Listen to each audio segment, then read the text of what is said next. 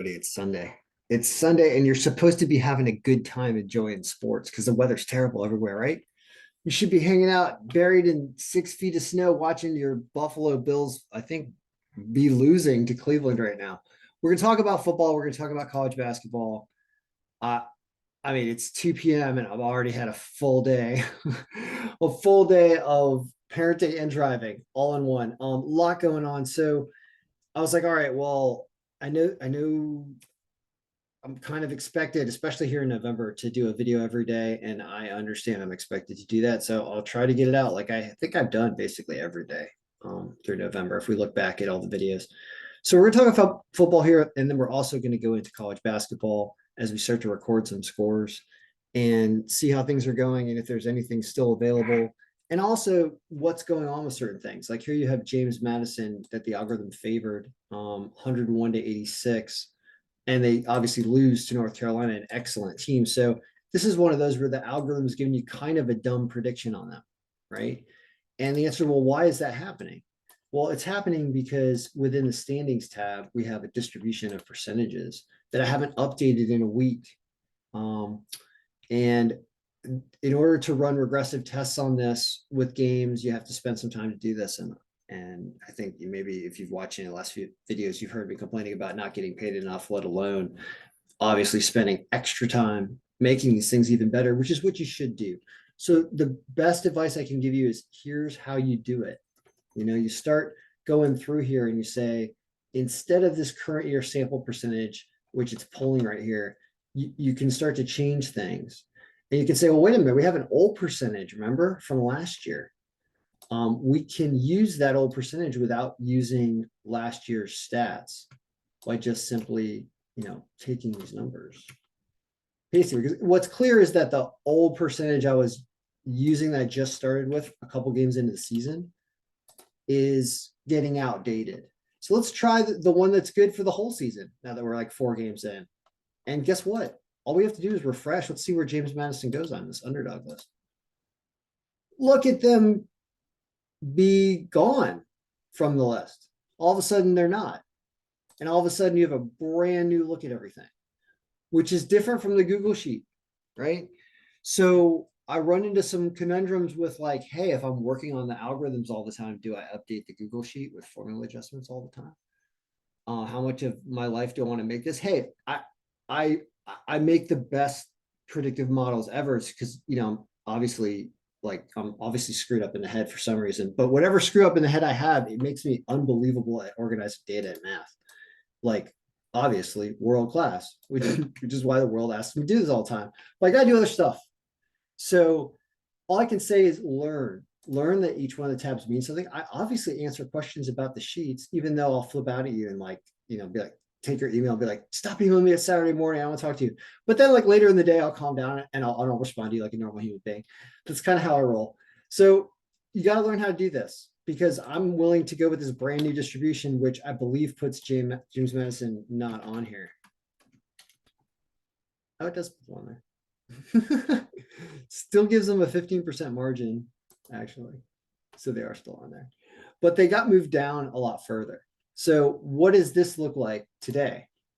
This looks like Troy. Troy actually played today already. And I'm looking on my phone to see if I can get a Troy score. And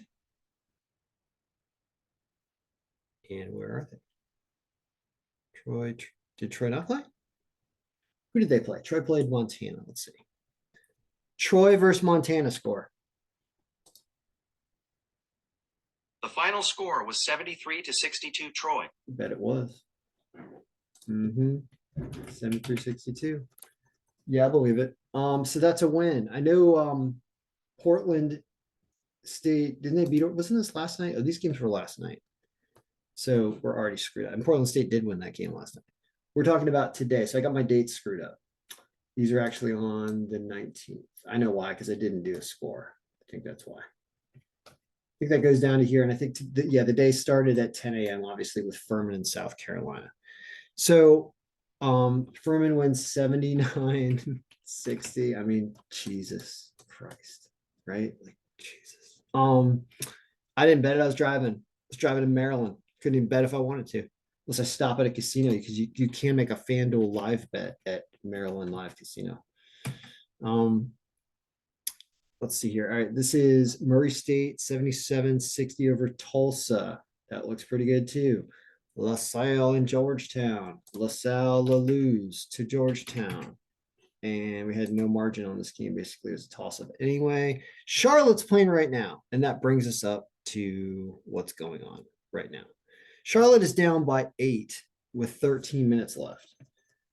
Even in this version, it still gives Charlotte an 11% margin. Still puts them up here. So in the order of things, Madison, which did get crushed and did get owned. Okay. Even though that did happen. We got Prairie View again today. Oh boy. Prairie View did us good earlier in the week, right? So that's good. So Charlotte, to bet them plus some points right now is kind of a live bet situation. So if you're going to take ownership of the algorithms and really do what I think you can do with it and make a job out of it, even though the one I've tried it a couple days, and one day I actually recorded it, I lost. The other day was the weekend of the football with the Jets winning, and it was impossible not to win with the Jets winning that weekend. So what it tells you really is that you should try to find really huge dogs and play them. Like, why is this Milwaukee up here at plus 2,000? Even though they're away, that's a ton of points. So the algorithm's still doing weird things, but I feel like the order is at least a little more reasonable because you have a 15% margin for James Madison here. I think the margin was a lot higher for some reason in the previous version, but I'm not really sure. I have to go back and look. So point is, well, you take this, you see that Tarleton is going up against the injured Boston College. You've got another thing going on in the injury report I want to talk about, which is they added an out for season column. And it makes sense that we actually remove the out for season people from the total. Like whoever this person is, this person didn't contribute. I mean, you got to watch out. There's been shootings with like athletes and stuff. I mean, things have gotten unbelievably ridiculous in the world.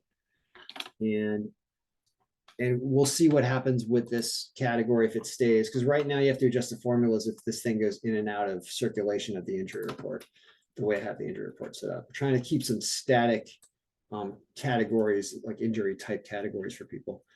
So anyway, so you've got your underdogs. You've also got everything sorted by margin in this scenario in the new look. You know, what's good. You can sort everything by money line. And then we'll go over to football.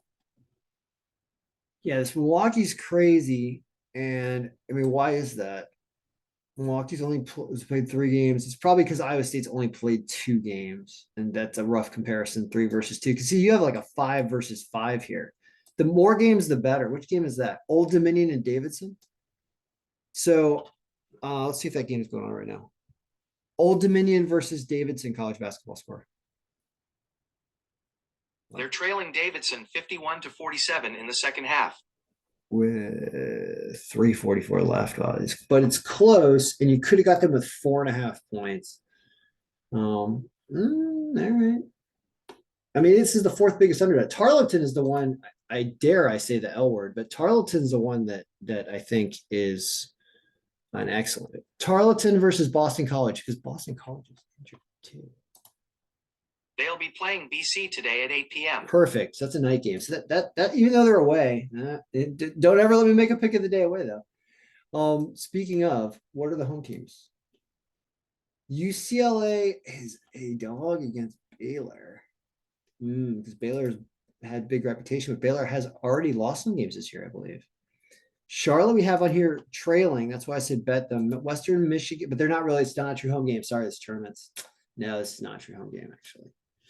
Yeah, we don't know what's a true home team. That's right. And I'm not going to take the time to label neutral site games, guys. Sorry, not happening. All right. I think that spells the end of talking about college basketball. Because that Charlotte's game, but basically it says Tarleton is away is okay, but then there was that other anything with a reasonable line other than an away team here.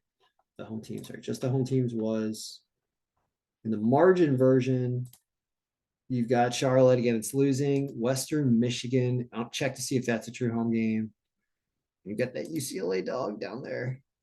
I think Baylor's not the Baylor they used to be. So UCLA is good. There's a chance there. All right, enough of that. Football. We're also going to update some scores to talk about live betting because live betting in football, even though I'm annoyed with doing all the algorithms and feeling overworked, I've got a few hours to follow some football games and live bet them because that's actually what you're supposed to do. Whether it be straight bets or even finding opportune situations to take some teams pull some points when they're down because there's a distortion about the points. For example, Chicago's beating Atlanta in the second 17-14. So you get a favorable line on Atlanta right now. And you should probably take it because the algorithm says Atlanta's going to win. Buffalo is losing to Cleveland in Detroit right now. I hope that Detroitness doesn't rub off on Buffalo being assigned the home team there. So Buffalo's line's still not great because they're only down by 4. And they're actually on Cleveland's 7-yard line here, closing out the first half. So if they take the lead, you're going to lose any chance of getting Buffalo to a reasonable line. But may not even be advisable because they're playing in Detroit. Let's face it. Now, Philly and the Eagles, or Philly is the Eagles against Indianapolis. They're losing 10-3. Unbelievable. At halftime. Unbelievable. So you can cash out that straight bet I told you to make. I, of course, didn't make it because I was in Maryland. I didn't think ahead. I bet on the game Saturday morning. I didn't do that. How about Washington? Washington's 17-0. At least I told you to take that so far. Heading to the end of the second. Carolina is losing to Baltimore, but only 3-0. It's cold on the East Coast. It's not great outside. It's inside a hockey rink. It was just as cold. It was even colder outside the hockey rink. There's only that little area where they have a heated place where wussy parents can stand like myself. Detroit is beating the Giants. That won't last. So taking the Giants is not a bad idea there. Patriots and Jets. Let's score that game. 3-3. So it became a defensive duel. It's probably really cold and snowy in New England, right? Isn't it? What's it like at Foxborough? The Rams are beating the Saints, and the algorithm's terrible with the Saints. Terrible. So now let's go take a look at what's happening.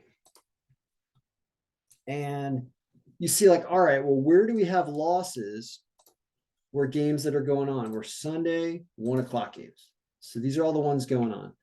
And you can see that Baltimore's barely winning, but they're supposed to cover by 1 million. So you know that's probably not going to happen, right? Because it's cold and stuff. So I don't know if you can get Carolina with a bunch of points, but that's probably where some value is still. Buffalo's supposed to come back, but it's indoors in Detroit at least. Where is there going to be any Buffalo offense against Cleveland's defense in this game? Algorithm said yes. So we'll see if that materializes. Cleveland blew a huge game to the Jets at home before, like at home, not even in Detroit. Atlanta, right? They're down a little, but this could be a high scoring game, which it is being a high scoring game, right? We predicted 48. It's set at 49, and they're already halfway to 62, right? Sure. Then Indianapolis is winning, so you've lost value in playing Indianapolis at halftime. Washington's crushing it, so completely lost value there. Man, it sucks not making bets for the game. Jets are still some. Oh, wait a minute. Now it's the Patriots to win. 1 second. I thought it was the Jets to win. It's not. It was a super low scoring game, though.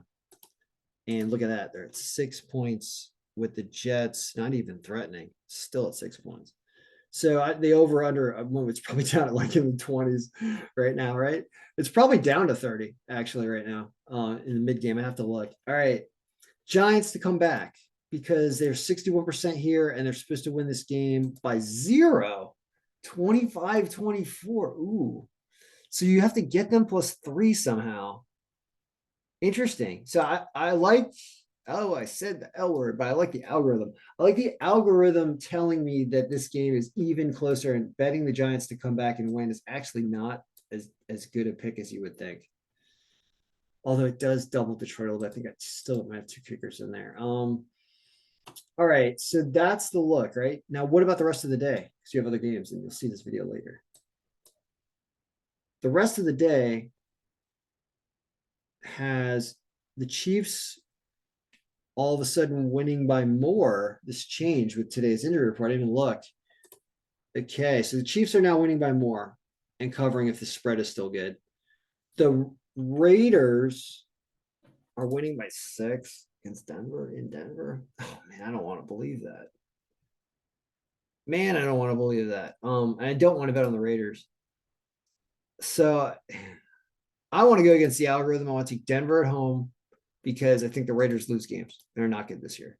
Not because I think the algorithm says that if the Raiders were an on the level team, that they would win this game, but I think they won't. I think they'll give this game to Denver somehow. Back to the whole me thinking football's rigged. Minnesota, I bet Minnesota. And I think I'm going to regret it because I know Dallas is not a bad team, but they played so well against Buffalo last week, and they're at home, and the Cowboys kind of weird. It gives the I don't want to give them credit, but I'm giving them credit. I don't think they need to win this game though because they're crushing it. So that might hurt, but I did take them. I took Cincinnati. Wow, I shouldn't have. Jeez, unbelievable. I should take Pittsburgh, and I didn't because Pittsburgh's got a great line. All right, those are the late games, guys. That's my mid Sunday update. That was at least somewhat enjoyable, but man, am I counting down the days until November's over, and I can wake up in the morning and not feel anxious all day long that I haven't done every single sport that everybody desperately is asking me for. If you know how that is. All right, good luck, everyone. Mallory Picks be winning.